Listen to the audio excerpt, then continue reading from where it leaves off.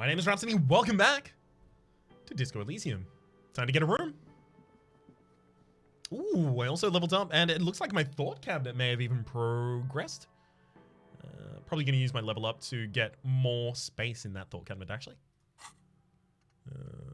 No, it's just vigorous. Yes, rigorous self-critique. -1 to authority, embarrassment to the party. You're one sorry piece of shit. A cop penitent, a flagellant cop monk. This is not the right line of work for you.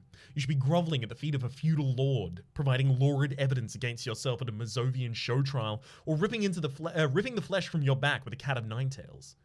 Whatever made you this way, you can be damn sure it was your own fault. Do it. Really criticize yourself. Who knows, you might uncover something of importance from your guilt-ridden past. Unlock that one right there. Get myself... Yeah, it's just one unlocked. Cool. Get myself learning that. Time to internalize it. Ooh, hell yes. There's a hell of a lot of bottles up here I'm actually going to be able to collect. Beautiful. Yes? Tell me... No, I don't want to say tell me about the case again. I'm just going to go to my room. This is the door to the room you redecorated. Good night, Lieutenant. Just a moment. We should talk about our progress on the investigation. Let's go out to the balcony. All right, let's go.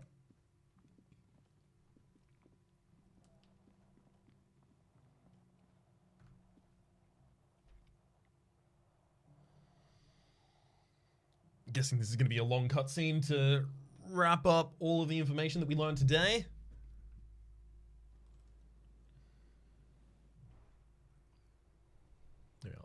The air outside is brisk. The lieutenant is silent for a moment. He listens to the traffic hum. Then... What traffic? Then... Now then, we should talk about the investigation. But I also feel you're a bit hazy on the RCM. Our role here, our rights, our jurisdiction, basically. I didn't know you smoked, Kim. I have a cigarette every other night as I go over my notes. It's something of a ritual. Electrochemistry. Oh man, he looks so devastatingly cool with that cigarette. You might want to pick up cigarette. Do you have any? No. How'd you get so cool, Kim? How'd you get so cool, Kim? The light of his cigarette illuminates a fleeting smile. You mean this? He flicks the ash. This isn't cool. It's an unnecessary trial of will and unhealthy. Keeping the habit within parameters he's given himself takes a lot of focus. It would be easier to simply quit. Right, then the debrief. Yes. He pulls on the cigarette. It's been a long and eventful day. How do you think our today went? Well, we didn't really look at the body, but we performed a thorough search of the premises of the crime scene. That's great.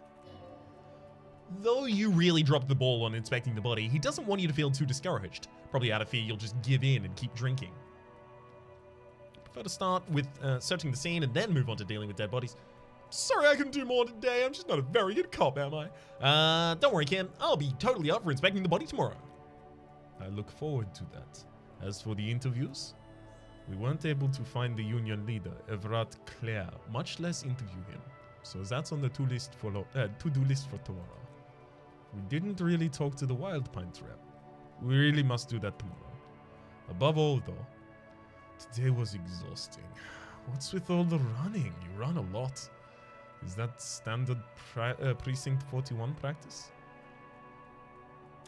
I don't like to waste my time, you know. My mind moves fast, the rest of me has to keep up.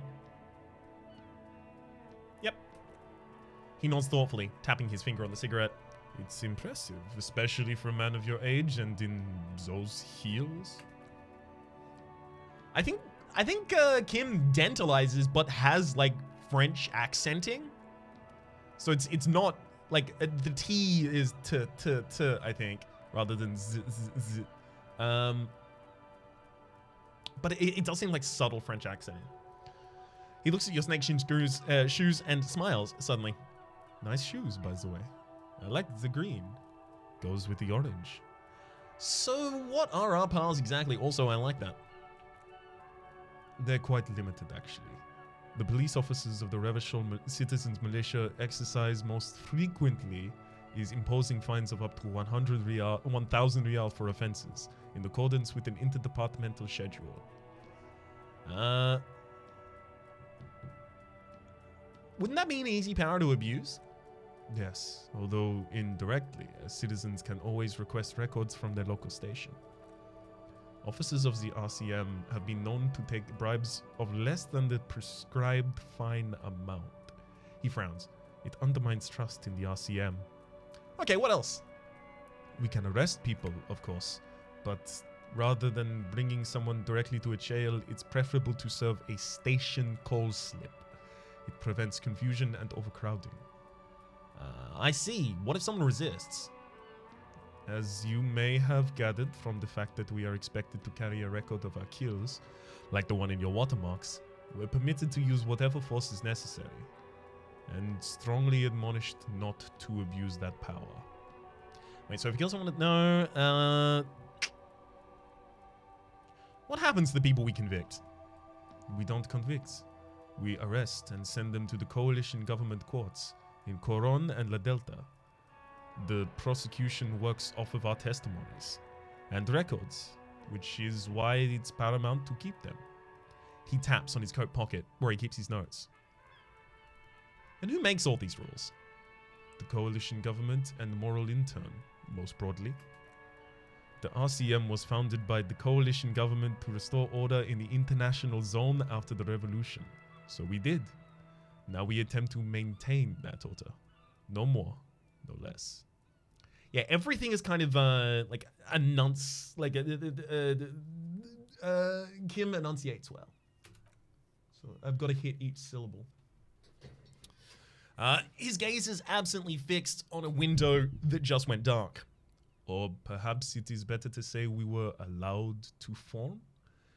It's a point of contention under the citizens of Revachol, or the coalition government founded the RCM. Whether the citizens of Revachol or the coalition government. Cool. Let's say it was the citizens of Revachol. Be sentimental, if you like. Either way, the moral intern leases us the right to keep the peace in the city, and they will take it away if we misuse it. Or if they think you do. The moral intern, what is it? The Moralist International is the world's largest political organization. He pulls on the cigarette. You know who they are. They run this place after the revolution failed. If I didn't know them, how would you describe them? They're a union of center-left and center-right parties across the Real Belt. Our coalition government is just one of its many projects.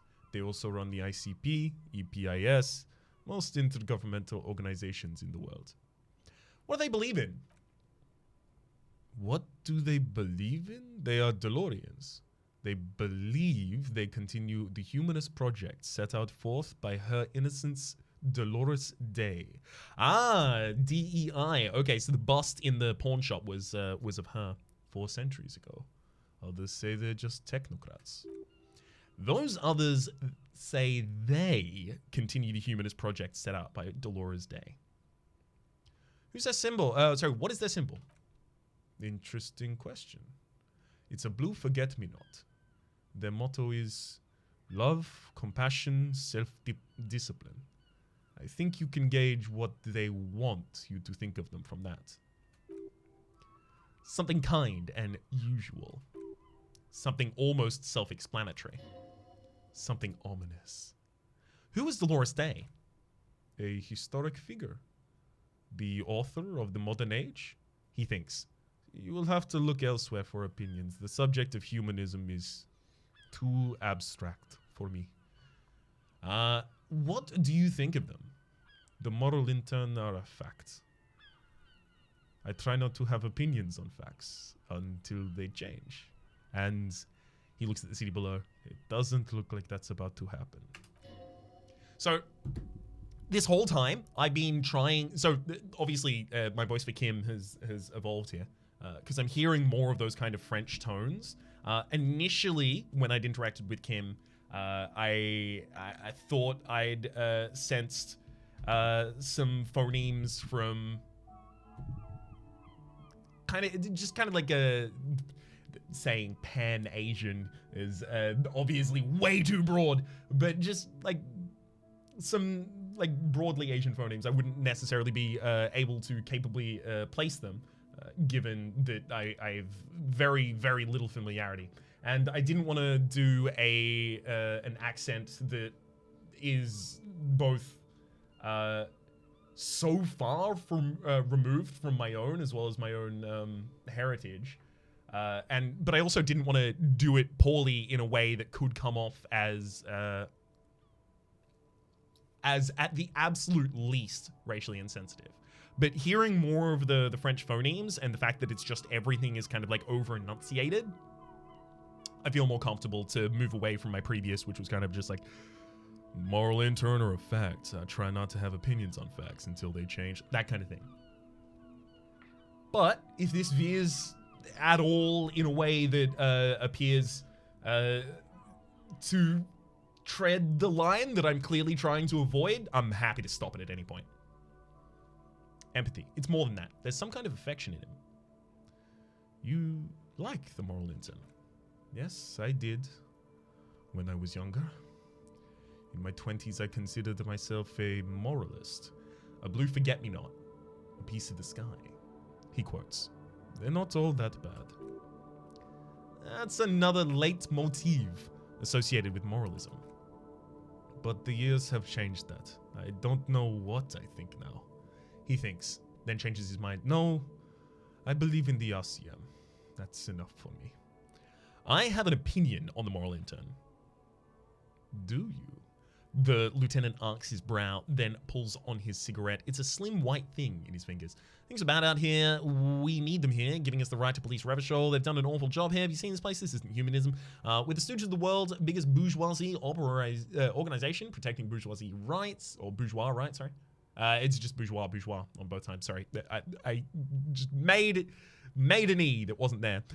Bourgeois organization protecting bourgeois rights. Immigrants, liberal, kept fucking men turning. Ugh. God. I just hate that lines. Ugh. There's so many abhorrent lines that you could just lean into. And I really hope that if you do lean into them, a character in the world just smacks you down for it.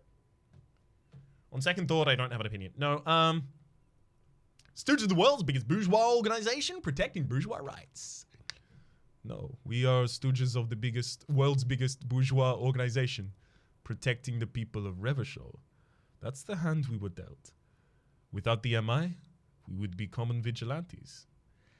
Actually, vigilantes is okay with me. Maybe we should make our own law. Yeah, let's go. Maybe we should make our own law.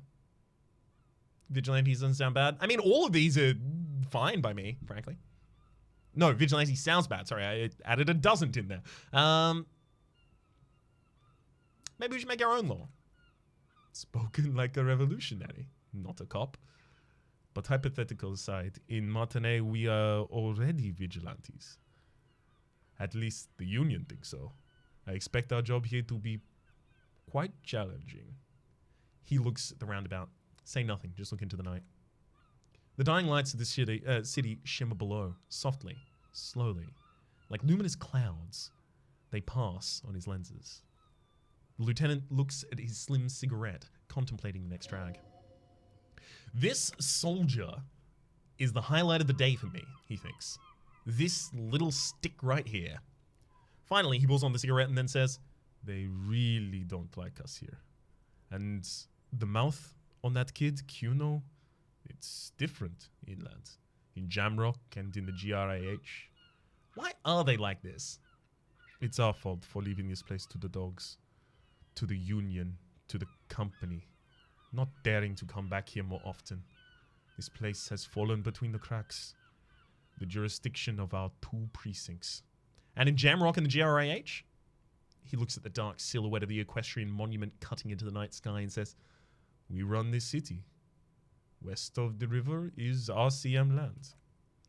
It's incredibly hard. Human beings are... He shakes his head. But we are in control. And it's worth it. The organization works. Our systems work. If they didn't, the city would disintegrate. Night. Captain Ptolemy Price steps into the yard. A piebald horse waits by a motor carriage, chewing oats out of an oat bag. Seagulls fly overhead. The sky is black. Captain Price wears a black suit and a standard patrol coat as he mounts the horse to head home. Rows of houses on either side, hunching over the sidewalks, and Precinct 41 with its dome roof growing distant. Around him, the streets are silent. A kid on the corner waves at the captain as he takes a turn on the petition in Maine. The horse neighs. The captain nods back. Thanks, kid, he thinks. He's grateful. I hope our investigation will at least improve the situation here, at least do some good. Me too, he says. But I wouldn't count on any drastic change in our lifetimes. Thank you for this, Kim. Yeah, it's getting cold now. Let's go. He puts out the stub of his cigarette and looks to the door. Let's have a thought about this. Ooh, I'm done with my Mazovian socioeconomics. All right, time to become the big communism builder I've always been meant to be. 0.000% of communism has been built. Evil, child-murdering billionaires still rule the world with a shit-eating grin. All he's managed to do is make himself sad. He's starting to suspect Krasmazov fucked him over personally with his socioeconomic theory. It has, however, made him into a very, very smart boy with something like a universal degree in truth. Instead of building communism, he now builds a precise model of this grotesque, duplicitous world. -1 to authority in visual calculus. I'm a downtrodden invader communist, and reaction everywhere. However, left-wing dialogue options now give us +4 experience. I'm pretty happy with that, frankly. Time to go on back inside.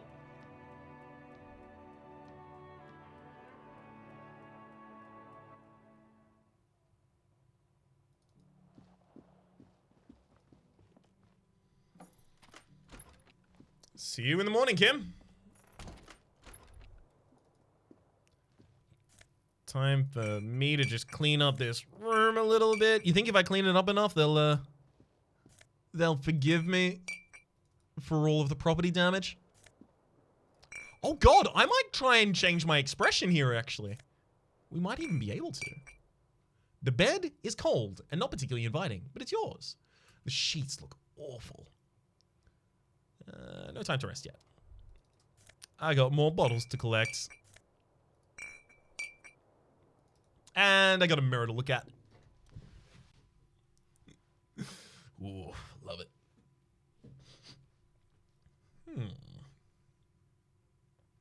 A mirror hangs on the bathroom wall. It's your face adorned with the expression. Yeah, I can't do either of those. Woo! Haven't got the tool in hand, so I should let the mirror be for now and then get my chain cutters in hand. I also want anything that increases my interfacing. Lovely. Let's try it now. Really? That bad, eh?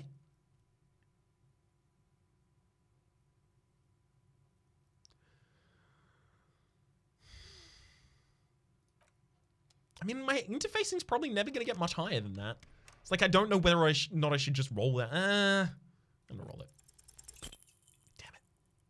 The chain cutters slip out of your hands as you attempt to twist the faucet into place. Well, you know one thing for sure. You've probably never been a plumber. Alright then. Is there any of these that I still need to interact with? Looks like someone tore the tape out while it was playing. Reeled the tape player. Yeah, fair enough. Okay.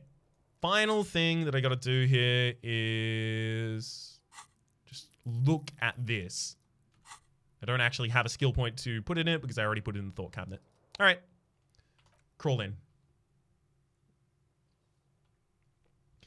The sheets feel at once coarse and clammy against your skin. The bed sags beneath your weight as you stretch out and finally close your eyes.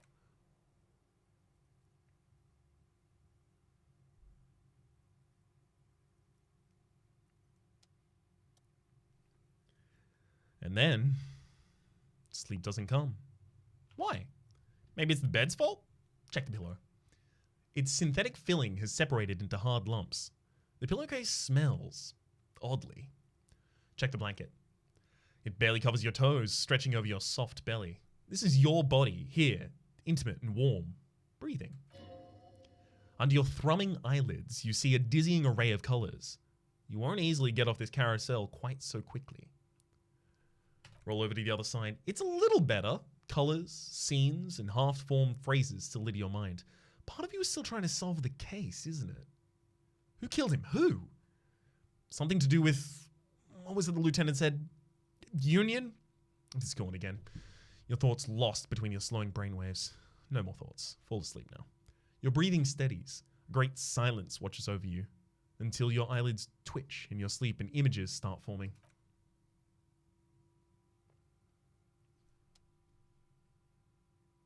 Ooh, okay. I dig it, I dig it. Some sort of a nighttime adventure that I get to... Oh, and it's leading me specifically down here. Probably just to the dead body. Kuno's not going to be here, right? Yeah, no Kuno. That's super cool. I'm going to just make sure there's nothing else that I need to... Okay, cool. Let's go back to it first. Do you remember the scent of your childhood? What is this? What it says on the can, Harry. Answer the question. I remember nothing. Do you remember your wife's hand on your face? Who? I left, I was left.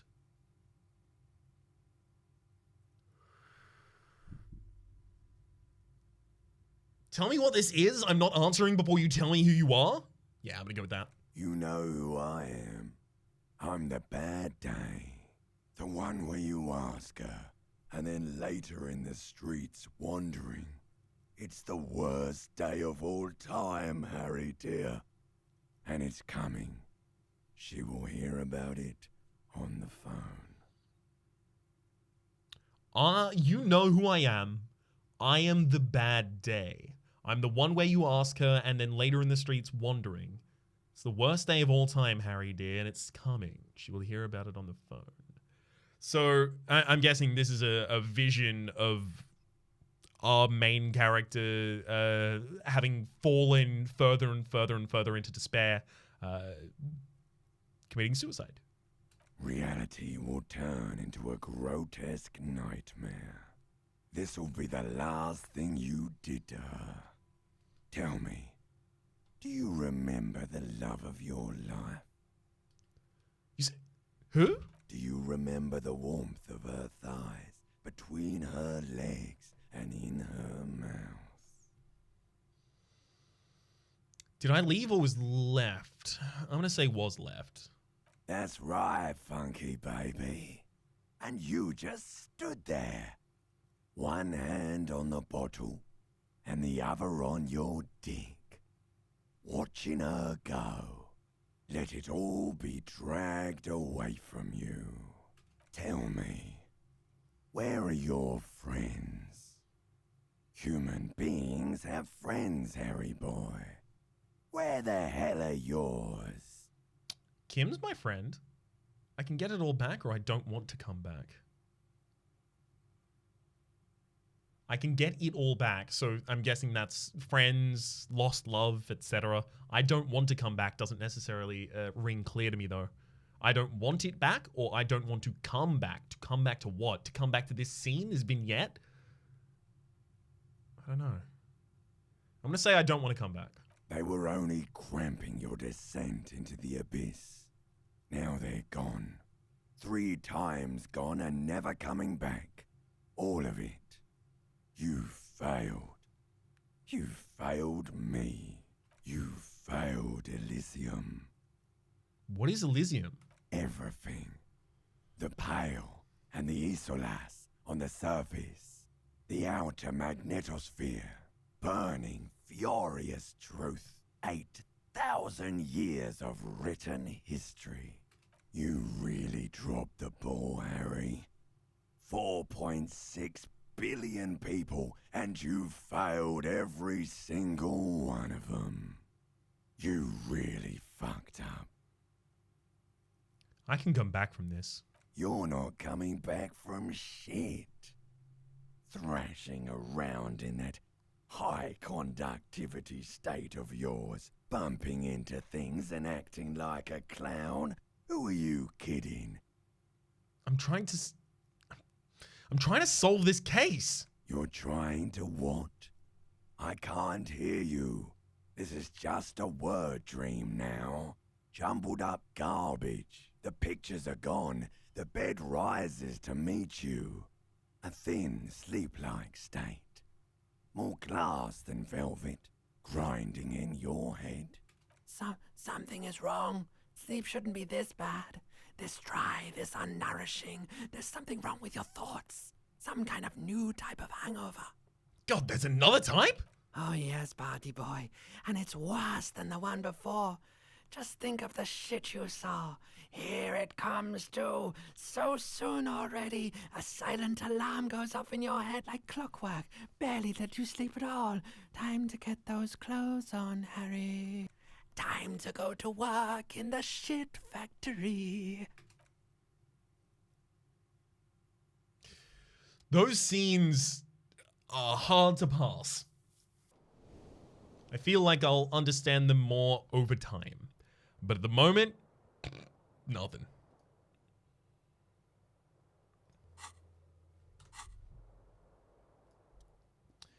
Good going, buddy. Oh god, what the hell was that? I just had the most beautiful... Nope. Is that how it's gonna be now when I close my eyes? Yep. Wait till you see the one with the chick in it. It's gonna be a good one. You feel even worse this morning than you did last night. What chick? You don't know? Some broad that messed you up. It'll come to you. It always does. What the hell is going on with me? You mean, why are you so tired? Too tired and down to even think? It is worrying, isn't it? You can't be a detective like this. Detectives need to be able to think. Why is this happening? It's just that your heart has finally pumped all the speed out of your system, Buster. Time to get some more. Don't do that. Stay strong. The hangover will wear off. You don't need to keep doing this to yourself. What is speed? Speed is a potent central nervous system stimulant. It kept you propped up all day yesterday despite your debilitating hangover. How else do you think you even got up from this floor? You got up from this floor because of a holy vow you made with me 16 years ago. To wake up at exactly 7:30 every morning until the day you die. Don't be silly. There was no vow. You were high on speed. That was the only reason you got up. You can't detect without it. It's that simple. No, I can take this. I'm not going to go looking for speed. Are you sure? Ready to live as this pathetic shell of yourself for days? Basically a week? Let's be honest. 2 weeks? Maybe 3? You won't make it. Half the town will be dead by then. You'll be fired. That's a lie. I can do this without the speed. Half the town won't be dead. Suit yourself. Slow, sad shell man. See how you do without your spark.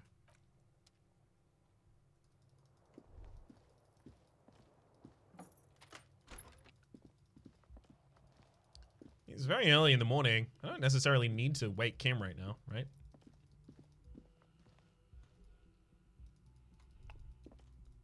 The door isn't even interactable, so sure, no waking Kim. No, Kim's a straight shooter. Kim's probably downstairs having breakfast. Almost certainly. Cup of straight black coffee in one hand. Ooh, hang on. New area opened up apparently. And yep, Kim's already downstairs, of course. Good morning. Morning. He gives you a quick nod. Looks like we can get to work at once. The union muscle turned up. He points to the mess hall doors. They look rowdy. We should talk to them. Why do we need to talk to them? Everything points to the dock workers union. The belt used for hanging him, tracks in the mud, the circumstances in Martinez, my preliminary information, which, of course, may all be wrong. But we still need to talk to them, and it won't be easy. What do you mean, rowdy? I mean ungovernable. Martinez isn't exactly enthusiastic about the RCM being here. They prefer to be policed by the union. These men here. Men who drink beer for breakfast. There's talk of an armed wing of the Union called the Hardy Boys, who are responsible for said policing. I think it's them. Are these the men Gart told us about yesterday? I completely forgot. He looks at his notes. Sorry, I had a rough night's sleep. It's them, by the looks of it. Nasty and loud, just like the manager said. He crosses one thing out. One loose thread is less to worry about. One thread loose, less to worry about. And one big problem to replace it. There are so many of them. Maybe we should call in reinforcements? That would just escalate tensions. No captain would sign off on it. Solving one murder isn't worth a conflict between the RCM and the Debardeurs Union. In fact, even the death of 2 detectives might not warrant an all-out war. So let's keep a cool head, okay? Let's roll. One more thing before we do. He glances at the booth again. We don't have to talk to them immediately. We can walk right past them, continue with our business. Yeah, streetwise, zoom right past, do it on your own terms. But aren't you curious to know what they had to say about the murder? They're in no hurry to leave. They think they own the place. Anyway, I leave that choice to you. Whatever you decide is fine by me. Hey, Lena. Just a moment. The old woman turns back to the cafeteria manager. And there's no public phones nearby? The closest phone booth is down the coast. Sorry for the inconvenience, Mum. The cafeteria manager appears genuinely apologetic. It's fine. I understand. Thank you anyway. I'm glad to see you again, dear. She turns back to you with a weary smile. The lady is distressed. Perhaps something more upbeat might cheer her up.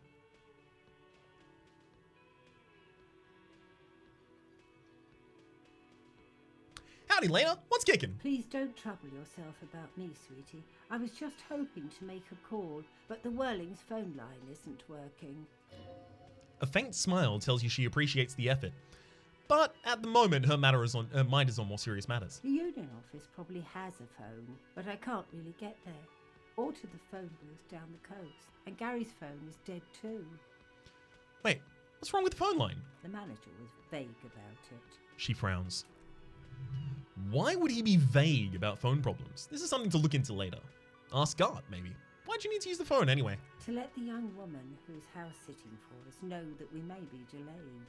Morel, my husband, and Gary were supposed to be back on Monday night, but they're still missing and I haven't heard from them. I was also hoping she'd heard from Morel.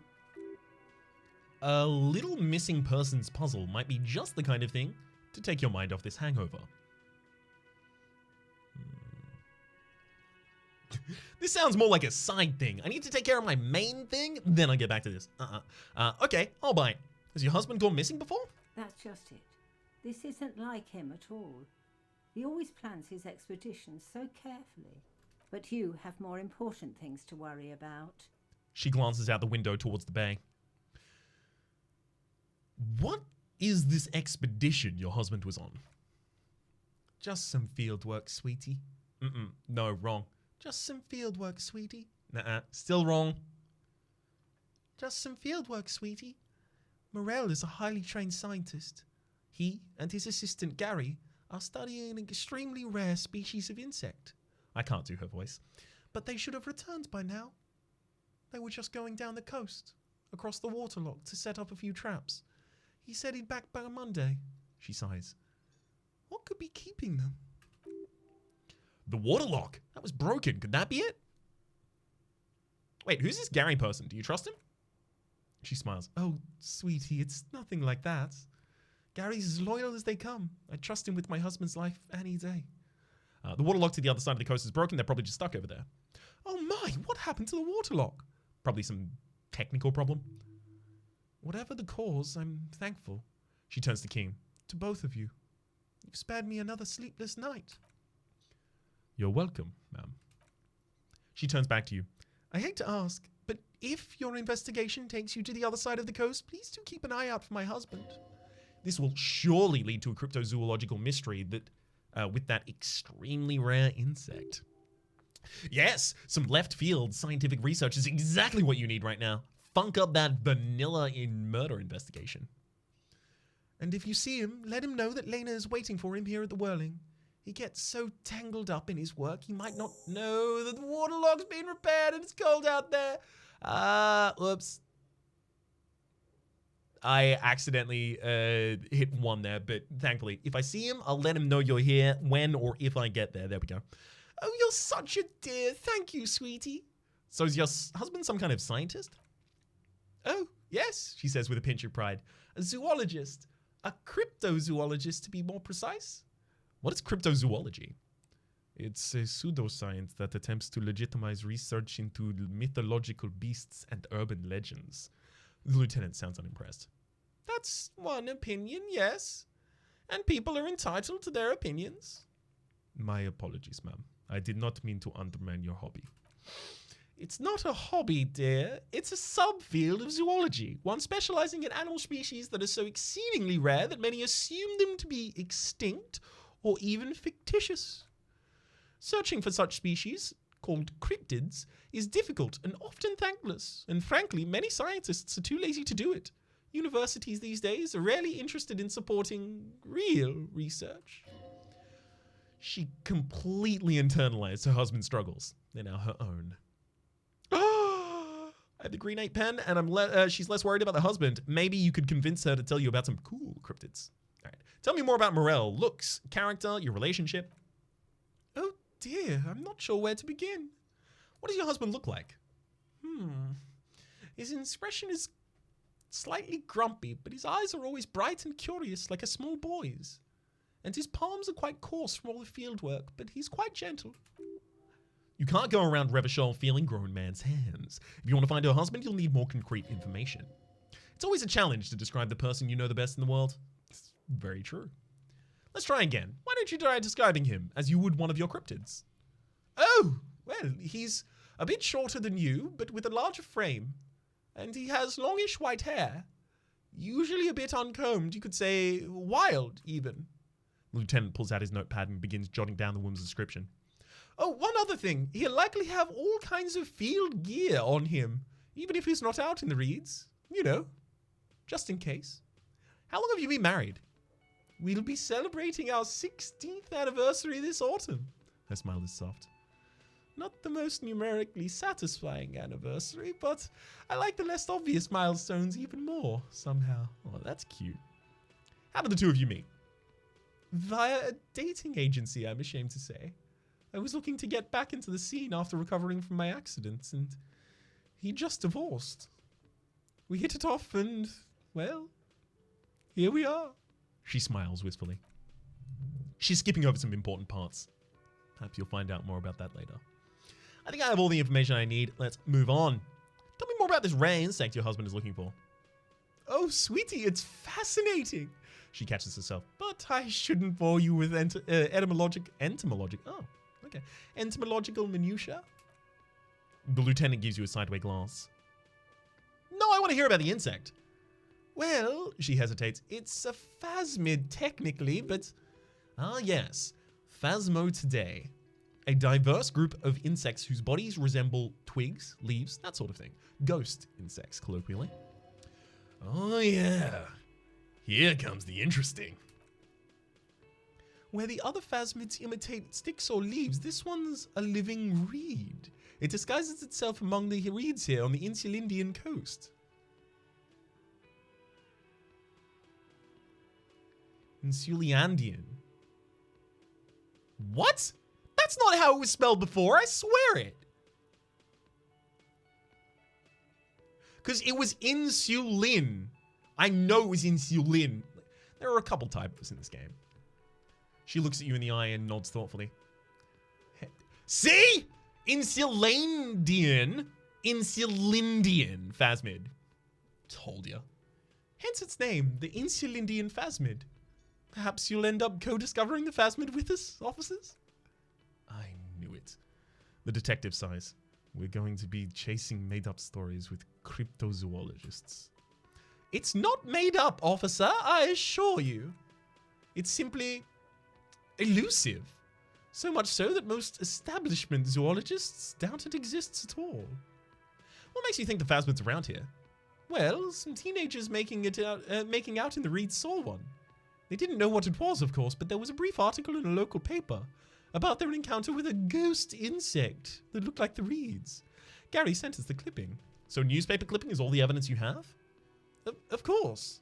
Most phasmid sightings turn out to be false alarms, but their description matched the Insulindian phasmid perfectly, and they didn't even know what they were looking at. So is it dangerous? She chuckles to herself. Not at all. Why else would it hide itself so carefully? Is it valuable? Oh, I doubt it. No one gets into cryptozoology for the money, sweetie. Does it have cool powers? Yes, it can blend in almost perfectly among the reeds. Her face lights up at the thought of it. It's how it stays hidden all these years. Centuries, even. Okay, what's so special about the stick bug then?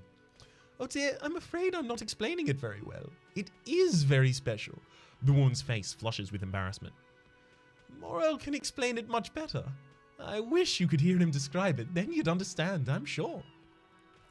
Tell me about those cool cryptids. There's no point in manipulating anyone. She'd be only too pleased to tell you about her work. Go on and ask. Hey, Lena, I'd like to hear you talk about some of the cryptids you've studied. Could you tell me about a couple of them? Oh, I'd be delighted. Truth be told, I could really use the company too. The lieutenant throws you one of his looks. One cryptid, not a couple. One. This won't turn into some kind of cryptid extravaganza.